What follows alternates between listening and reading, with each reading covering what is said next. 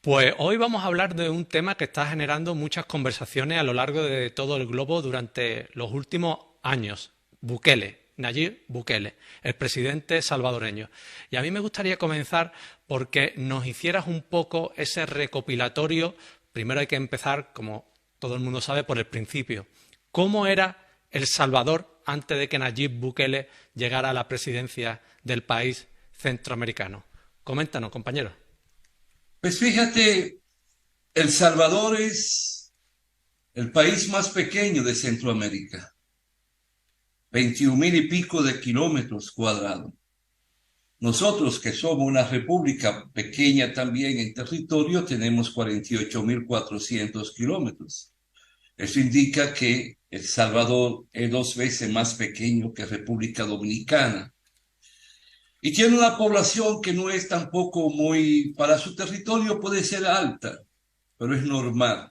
Debe estar por los 6 o 7 millones, a lo sumo, a los 6 millones de habitantes. Pero a El Salvador le ocurre lo mismo que le ha ocurrido a todos los pueblos centroamericanos y, por qué no decir, a toda la América Morena, la América Latina. En El Salvador vivieron indígenas, llegaron los españoles, los exterminaron cruelmente a todos. Queda muy poco, con una influencia que proviene de los mayas y de los aztecas. Hay todavía rasgos históricos que hacen vibrar al turista. Es una tierra con varios volcanes. Siempre están allí lanzando ceniza. Pero ha sido un país muy explotado después de los españoles. Las oligarquías terratenientes, los grandes feudales, se llegaron a expropiar de la tierra y explotar a los campesinos y a los jornaleros, a los trabajadores del campo. Fue un país que tuvo una historia de dictadura tras dictadura, crueles. O cuando era un civil presidente respondía a la oligarquía y a los militares del momento. Vivió una guerra cruel cuando los integrantes del Frente Farabundo Martí para la liberación tomaron las armas. Le costó mucho a ese pequeño país, como le costó a Guatemala, como le costó a Nicaragua. No ocurrió lo mismo con Costa Rica, porque en el 1946, a través de asaltaron el poder para bien José Figueres, que fue un gran presidente para Costa Rica. Después que se firmó la paz, una paz que se firmó en México para el 16 de enero de 1992, tengo entendido, porque se llegó al acuerdo el 31 de diciembre de 1991, el país empezó a darse gobierno que surgieron a través de elecciones. Muchas veces elecciones ajustadas a los vicios electorales y con la influencia directa de los Estados Unidos, que nunca hicieron flojar El Salvador como ninguno de los pueblos de América Latina. El país ha sido un país muy pobre, pero muy combatiente. Entonces, en un momento dado de su historia llega al poder Bukele, porque los del Frente Farabundo Martí no le dieron el gobierno que ese pueblo merecía y que tanto soñó que ellos le iban a dar. Mucho menos hicieron lo que le antecedieron, la ultraderecha a través de un partido cuya sigla es Arena. Al llegar Bukele, pero Bukele fue alcalde en 2 ciudades del Salvador, incluyendo la ciudad de San Salvador. Me luce que allí fue cultivando, no obstante su juventud, una determinada experiencia en la política de Estado. Llegó a través del Frente Farabundo Martí hasta que vino el distanciamiento entre ellos y llega al poder a través de una alianza con otras fuerzas políticas. Viene de una familia, vamos a decir, de de la alta burguesía salvadoreña, me da la impresión. Su padre es descendiente de palestino, al igual que yo. Y ya lleva entonces algo en su haber, Bukele. Si su padre es palestino, él es descendiente de palestino, quiere decir que lleva fuego en la sangre. El palestino es rebelde por naturaleza, pero para bien, no para mal, porque siempre ha luchado por su tierra y se ha enfrentado a los imperios. Entonces Bukele llega al poder y se encuentra en una situación económica difícil, con muchos vicios del pasado, desde la colonia esos vicios, pasando por el capitalismo impuesto por Estados Unidos a su forma, pasando por las dictaduras y la guerra. Y Bukele llega con un criterio porque ya le había dado respuesta a esas dos ciudades en las que fue alcalde. Y se dio un plan de nación, es lo que interpreto desde fuera. Y en ese plan de nación llega con un criterio de cómo buscar una seguridad ciudadana y al mismo tiempo cómo enfrentar y combatir la corrupción de Estado, pero también la corrupción de cuellos blancos. Tuvo la desgracia que sus primeros 2 años el poder legislativo no tenía el control. Tuvo que hacer malabares y hasta bellaquería, diría yo, para poder lograr imponer determinados criterios políticos para bien del pueblo salvadoreño. Bukele, no obstante su procedencia social, traza una línea bien firme, que eso sí puedo avalarlo porque lo he escuchado, lo he visto, cuando tú sostuvo una reunión con los representantes del cuerpo diplomático en El Salvador, principalmente con los representantes europeos de la Unión Europea, donde ellos se le criticaban, donde ellos le hacían ver las fallas que ellos consideraban que había en la dirección del Estado. Pero él fue una persona ágil, le dio respuesta, y entre esa respuesta le dice: ¿y por qué ustedes no me permiten hacer lo que ustedes hicieron para llegar donde están como países desarrollados y que han evolucionado en la ciencia, en la tecnología y con un mercado estable y definido? Nos referimos antes de la guerra de Rusia y Ucrania. Entonces, todos esos principios lo lleva a tener un concepto de autodeterminación de Estado, un principio más que de nacionalismo, por decir nacionalismo, sino un concepto de que el Estado tiene que ser dirigido, controlado y organizado por los mismos salvadoreños, no por fuerzas extranjeras para imponerle sus criterios e intereses. Y eso se aplaude en nuestra América Latina. Por eso nosotros aplaudimos a otros presidentes de nuestra América, desde México, Brasil, Bolivia, Colombia, en lo que respecta al concepto del respeto que debe merecer cada pueblo y cada nación del mundo, que está llamada a buscar su respuesta a través de planes de naciones que se autoden.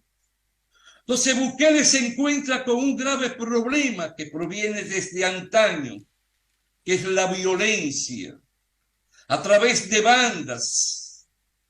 bandas que surgen por muchas razones. Indiscutiblemente hay que reconocer porque no se le dio respuesta a las causales que genera esa violencia. No se contó con gobiernos que pensaran en la educación de un pueblo, en la toma de conciencia de un pueblo. No pensaran en el desarrollo de la ciencia como parte integral y parte sustanciosa y fundamental para buscar el desarrollo de una nación. No se preparó la mano de obra calificada. No se desarrolló una política de industrialización y de la agricultura mecanizada. No se tuvo un concepto de cómo integrar el hombre, la mujer, el niño, la niña, el envejeciente a la sociedad salvadoreña con la estabilidad que es la seguridad social que protege desde la cuna hasta más allá de la muerte. No se desarrolló nunca un sistema de salud con el incremento de hospitales, policlínicas. Es decir, se falló, se violentó todo lo que es el sentimiento y el espíritu de la Declaración Universal de los Derechos Humanos. Y en este instante surge esa figura. Pero tiene que enfrentarse al vandalismo ya establecido, porque llenaron El Salvador de zona franca, llevaron los hombres y mujeres del campo, pero lo tiraban al poco tiempo a las calles. Y eso genera que yo no tenga con qué darle de comer a mi hijo, yo no tenga con qué darle el dinero para pagar el alquiler a la esposa. Eso genera que no tenga cómo mandar a mi hijo a educarse.